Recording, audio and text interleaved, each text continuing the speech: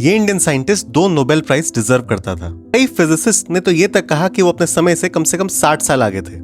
आप जो wifi, Bluetooth, smartphone रोज use करते हो, इसकी शुरुआती फिजिक्स उन्होंने 1890s में ही डेमोन्स्ट्रेट करके दिखा दी थी। मैं बात कर रहा हूं आचार्य जगदीश चंद्र बोस की। आज उनकी बर्थ एनिवर्सरी भी है, तो चलिए उनके काम को समझते हैं। वाईफाई, ब्लूटूथ, 5G ये सब चीजें रेडियो वेव्स पे चलती हैं। बोस ने इसी फैमिली की हाई फ्रीक्वेंसी वेव्स को 1890s के कोलकाता में बनाकर दिखाया था।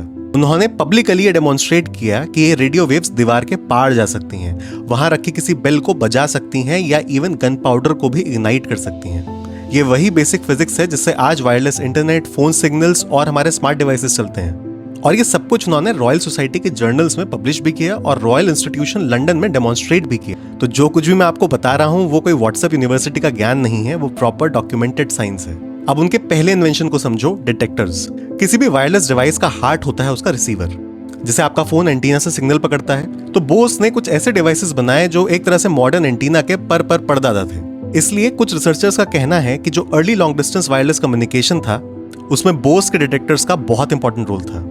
अब उनके दूसरे इन्वेंशन को समझो, सेमीकंडक्टर्स। आपका फोन, लैपटॉप, स्मार्ट वॉच सब एक ही चीज से चलते हैं, P type and N type semiconductors. Bose ने 19th सेंचुरी में कुछ ऐसे डिवाइसेस बनाए जो कि एक प्रिमिटिव सेमीकंडक्टर जंक्शन की तरह काम करते थे। इसलिए सर नेविल मॉट, जिन्हें सेमीकंडक्टर रिसर्च के लिए नोबेल प्राइज तक मिला, वो कहते हैं that Bose had anticipated the existence of P type and N type semiconductors long before modern science. और इसी वजह से उन्होंने बोस को अपने समय से 60 साल आगे कहा था। सोचो, जिस व्यक्ति के काम ने वायरलेस सिस्टम्स और सेमीकंडक्टर्स की नींव रखी, उस आदमी को एक नोबेल प्राइज नहीं मिला। Reasons we can only speculate. Racial bias, उनका खुद का पेटेंट्स करवाने में दिलचस्पी कम होना और यूरोप सेंटर क्रेडिट सिस्टम, ये सब कुछ वो चीजें थी जिन्होंने बोस के काम को ओवरशैडो कर दिया। लेकिन हम सेफली कह सकते हैं कि बोस कम से कम 2 नोबेल प्राइज डिजर्व करते थे। पहला उनके रेडियो के काम के लिए और दूसरा सेमीकंडक्टर रिसर्च के लिए।